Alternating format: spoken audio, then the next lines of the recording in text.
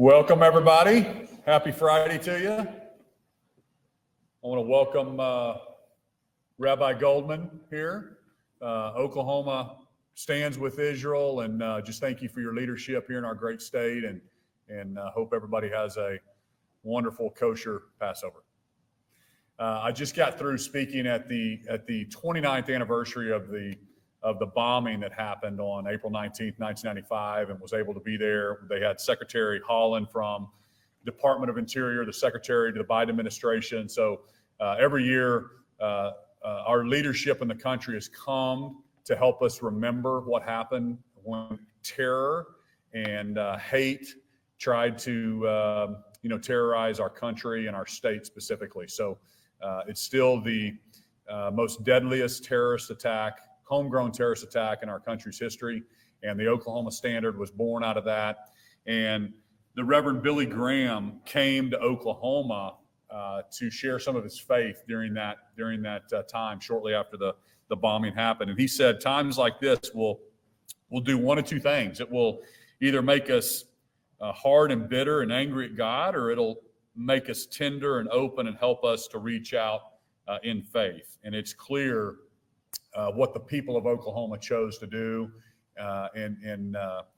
when faced down with evil, Oklahomans stood as one, and the Oklahoma Standard was born out of that. And so it's just something really special for me as governor. It's my sixth one to speak at, and it's something that really brings our state together as we teach that next generation how to come together as neighbors helping neighbors, and really the whole nation has learned from the Oklahoma Standard that was born out of that tragedy. So let me open it up to questions and comments and what you guys would like to hear more about. Governor, how do you, just off the top of my head in response to what you just said, I think that Timothy McVeigh espoused anti-government rhetoric, obviously targeted the federal building. We hear a lot of strong, troubling rhetoric sometimes from people who are mad at this building, mad at the Biden administration. You have your criticisms, but how do you what's your message to people in terms of how to tamp that back? How do we avoid having repeats and having a rhetorical culture that fosters that type of hate and terror you mentioned? Yeah, I think it's a good question, and I'm in the leadership of the National Governors Association. And National Governors Association is a bipartisan group of Republican and Democrat governors across the country. And our chairman this year is Governor Cox out of Utah. And his whole initiative is trying to address exactly what you're talking about. And it's called Disagree Better. And so I've signed that pledge. You guys may have seen that, but it's really to say, listen, we don't have to be hateful. We can have our disagreements. We can talk about policy. We can debate the best things, but we don't have to be disagreeable. We don't have to be, hateful and degrade people.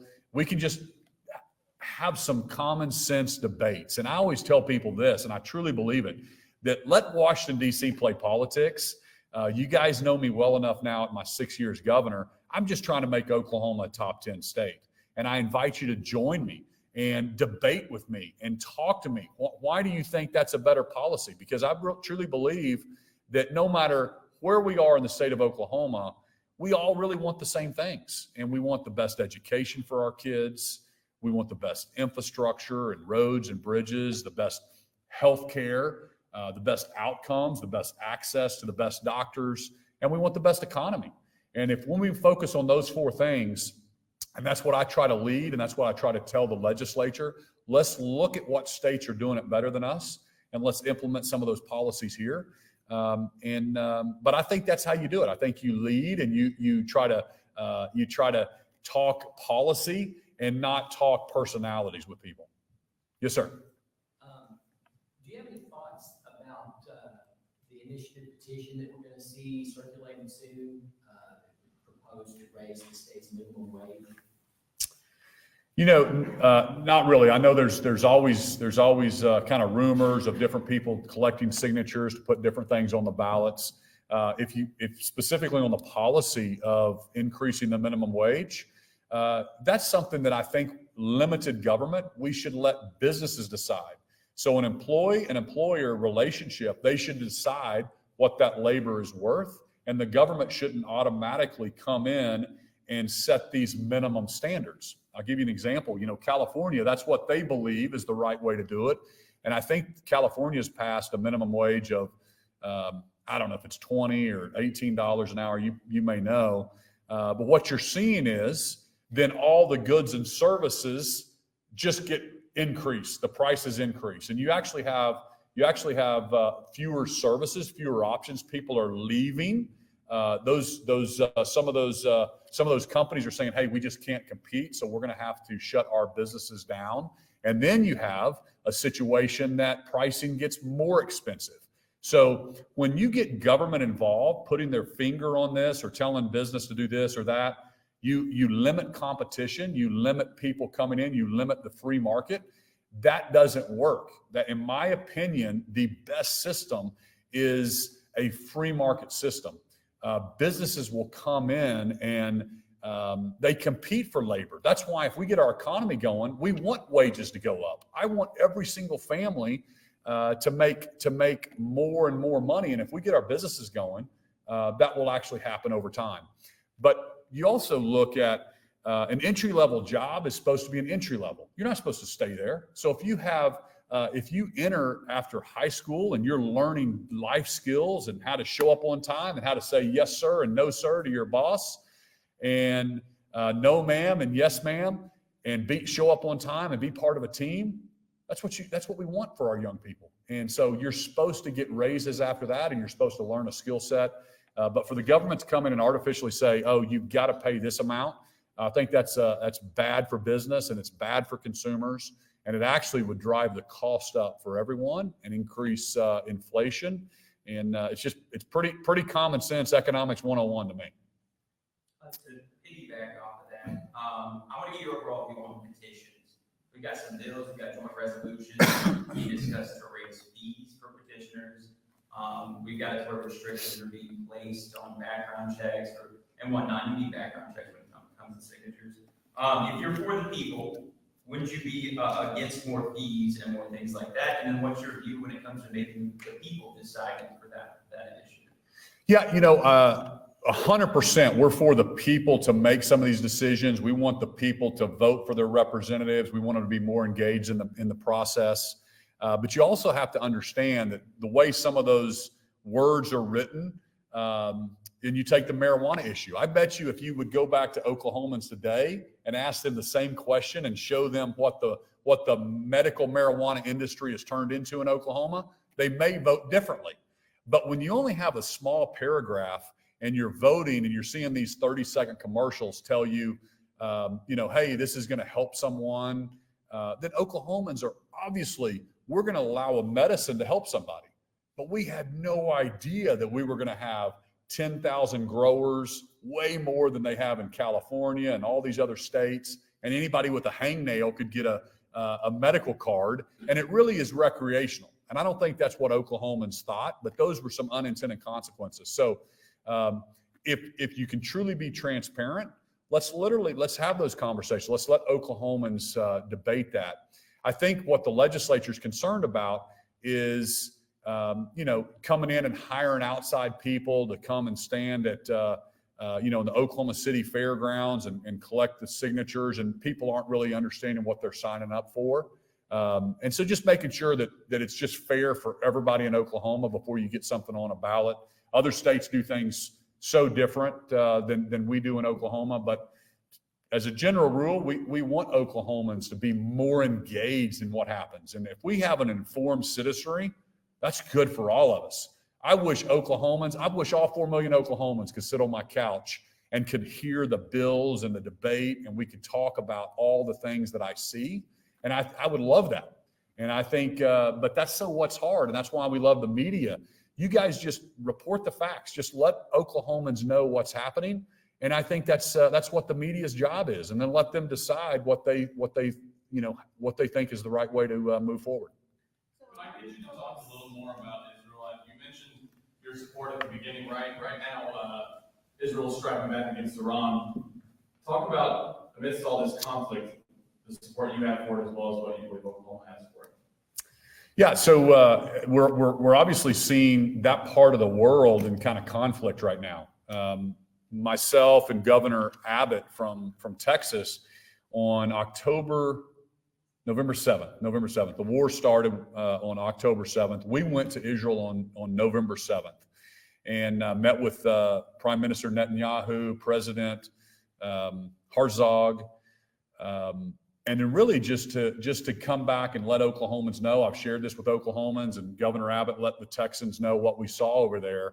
But Hamas, and that's what's so weird to me, is you have people on the East Coast and people at different universities chanting death to America right now. This is unbelievable to me.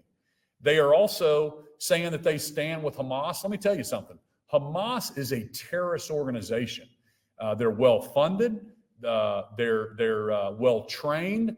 They're a military, but they have no morals. They literally came in at a concert, and I saw it with my eyes. I went there. I met the people in the hospital in Tel Aviv. So these young people. So think about in Pryor, Oklahoma. What's that called? Rocklahoma, right? Rocklahoma. Am I saying that right? Pryor, Oklahoma. We got a bunch of young people out there to concert, and you have terrorists come in with machine guns and start mowing them down. That's what happened. All right. They went into a bomb shelter. It looked like a tornado shelter, and people were throwing grenades in there on them. So these are bad people, and Israel has the right to defend themselves. And they're our strongest ally in the Middle East. We should stand with them, and we should all be adamant, 100% resolved that we're not going to allow terrorism to win in America. Period. End of story. So along those lines, the economy and message of the industry economy that we were just talking about, the House passed 4256 yesterday. What about undocumented people who have already been in Oklahoma for decades doing jobs that typical Americans don't want to do? What about them? Yeah, the immigration bill that's kind of working its way through the House and the Senate. I think to answer your question, I think there's some exemptions for DACA, people that have been here. What they're trying to do is, like Texas and like a lot of these other states, is we have to stop the flow of the mass migration coming into the U.S. Think about this for a second. Since President Biden has been in office, just since 2021, there's been 10 million people come into the U.S., okay, illegally. 10 million. Okay, there's 41 states, okay? How many states do we have total? 50 states. There's 41 states with populations of less than 10 million people. That's a lot of people, all right? And we don't have the resources to take care of and give free medical care. We do that with our U.S. citizens. We don't have the resources to do that for 10 million illegal folks. There's also just from 21 to 23, you can roll your eyes all you want at me, but this is unbelievable. There's 37,000 Chinese nationals caught at the southern border, and I mean this is unbelievable to most Americans. And the fact that President Biden is not using the tools in his tool belt to secure the southern border. So yes, states are stepping up to say, we're going to make it very difficult to come here illegally and not follow our rules. And so that's the border part. And I will rightly agree with you that we have a great Hispanic population in Oklahoma. We have great entrepreneurs. That's not what we're talking about. I'm an advocate for more H-1B visas at the state level. And I believe we need to understand and have great workforce and be able to have a better immigration visa process to do the jobs that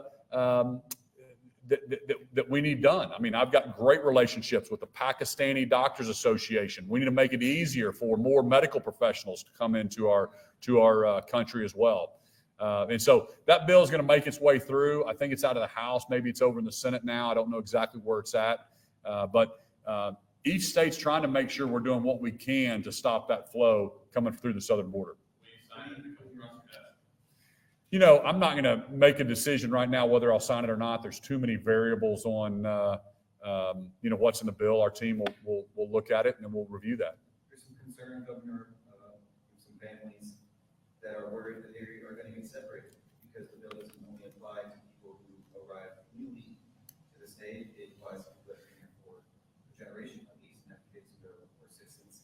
What do you say to those families that have those concerns? Yeah. Well, first off, that wouldn't be my intent at all. I'm actually going to meet with reached out to the Mexican consulate. You know me, I went to Mexico City, I went to Monterey, recruited the Mexican consulate here to Oklahoma. So I'm going to meet with the consulate general on Monday to figure out exactly how we can stop the curve, make sure that people are following the law. How do we get more visas in the state of Oklahoma? How do we vet and know who's working here? It's not our intent to separate families at all. And I think there are some provisions, but hopefully I can learn from her and then speak and help the legislature design the bill that they're trying to do. I don't know exactly who's writing the bill or what they're trying to get accomplished right now. But the Hispanic community knows how much I appreciate them and the work that they contribute to our state. At the same time, we have to be a law and order state. We're going to be in Oklahoma. There have been some, just to follow up, there have been some proposals to allow those who pay taxes with ITIN numbers to get driver's licenses, and to perhaps kind of embed those proposals with the legislation that exists in House Bill 4156 to create a sort of immunity for people that have been living in Oklahoma, working here, contributing their taxes. Is that something that you would support? You know, if they're here legally and they've got a work visa and they're paying taxes, you know, we want to make sure that they're safe and they have the ability to drive. I know there's some people that are looking at that bill right now. But what we can't do is encourage and continue the migration and continue the flow in of not knowing who's here and not coming through legally. So we have to have a better immigration policy. And we want people that want to be part of the American dream and be part of our culture and work hard. I think that's all something that we want. And that's why it's such a head scratcher in DC that we can't fix the immigration policy and also secure the border at the same time. Those are two separate conversations. And I mean, I've said it, we have to have a strong border and we need an immigration policy reform. How do I work this thing? Governor, if I could ask you a little bit, just an update on the negotiations with the Cherokee Nation on the CARTAC compacts. It's a little in the weeds and I don't know a whole ton about it. What's the biggest issue? You talk about the money that you want captured, paid. Are you willing to just, play chicken with the end of that compact and have all those tags being validated by the end of the year if there can't be an agreement done? Or is there another issue that is a part of that beyond the money in terms of the territory of that? What is the main issue for you on that? Well, first off, I don't play games. I'm not playing chicken, but I will not sign a bad deal for the state of Oklahoma. I think Oklahomans know me well enough that we're going to do a good deal for Oklahoma. I'm a businessman, and for me to give away and do something that's bad for Oklahoma for the benefit of one race, I'm not going to do it. I think everybody should be treated the exact same way and should be treated fairly. The big issue here that people need to realize, and I hope you guys report on this, is the Turnpike Authority, just the Cherokee tags, owe the state of Oklahoma $5 million just since May, okay? $5 million of tags that there's no way for them to charge, that they're running illegally on the turnpikes. I think that's weird. I think that's unfair. That's just since May of last year. If you extrapolate that out and you think about, well, what's happened over the last 10 years before we had the plate pay, I think it's over $50 million that they owe the state of Oklahoma for roads and bridges, okay? Listen, if we want to make the turnpikes free, then let's do it. Let's pay off all the bonds. Let's make it free. But don't make Hispanics, African Americans, Asians, Caucasians, everybody except for people in the Cherokee tribe pay the turnpike fees. and then not make them pay it. That's completely unacceptable to me, okay? I've signed a compact with the Chickasaws, signed it with the Choctaws, so now we know, and the state of Oklahoma understands from a law enforcement perspective who is driving that vehicle. It's a safety issue for our law enforcement, and obviously they have to pay the same amount that everybody else does if they want to utilize the turnpike system. So that's first and foremost. We're doing everything we can to get that compact in line with the Chickasaws and the Cherokee, or the Chickasaws and the Choctaw compact. But you have, I'm not even talking about the Wyandotte and the Creeks and the Seminoles and the other 20 tribes that have tags that don't have a compact either. So maybe we need to look at a model compact that would be similar to the Chickasaw and the Choctaws that we've already signed. But we're trying to be fair. Our general counsel, Trevor Pemberton, is doing an amazing job of talking to the general counsel of the Cherokees. And I think they generally have a good working relationship. And they're trying to work through these things. But Oklahomans need to ask themselves, what state do they want? Do they want to underwrite the fees for all the Cherokees that drive on the roads, or should everybody pay the same amount? And I think if you sit down 99% of the Oklahomans, they would say, no, everybody kind of should pay the same amount. And I think that's pretty common sense to me. If the legislature isn't able to come to terms on an income tax cut this year, would you consider vetoing any state budget plan that they forward to you? Sure. Yeah. As you know, guys, here's the deal. We want to make sure that reoccurring expenses, so the obligation that the state pays for all of our services, is in line with reoccurring revenue. What is our income? And why would we make our expenses higher than our incomes? That's one thing. And then if we're going to spend $1.5 billion or $2 billion or whatever they're talking about spending out of savings, can we not do a 1/4 point cut, which annualized would be about $250 million? If you've really got enough money to spend $1.5 billion, let's give Oklahomans a 1/4 point, right? Let's give every single Oklahomans a pay raise. It's their money anyway. So would love to get that done. We did the grocery tax, which helps a lot of working families. Would love to give a 1/4 point income tax cut as well this year. On that real quick, the Yep. state chamber has floated the idea that before cutting the rate, it might be, more reasonable to flatten the brackets and increase the standard deduction. I think there's some argument that is a little more fair at the beginning, not to compare our incomes, but, would that appease you? I mean, is that a notion, or are you hardcore on the 1/4 point? No, listen, no, I mean, I'm not the stick in the mud here. That would be perfect. That would be wonderful.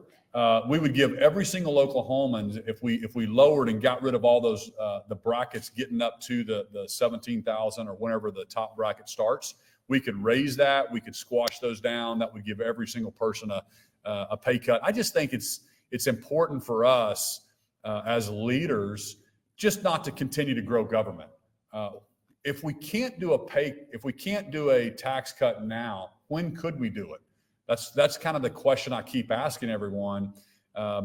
You guys have seen my charts that I have in here. We've gone from 6.6 billion in appropriated dollars to last year was about 12.9 billion over this 10-year period. But yet Oklahoma has grown population-wise in a much, much flatter trajectory. So, it's time to give some of that back to the taxpayers. But how we get there, that's something that the legislature can work on.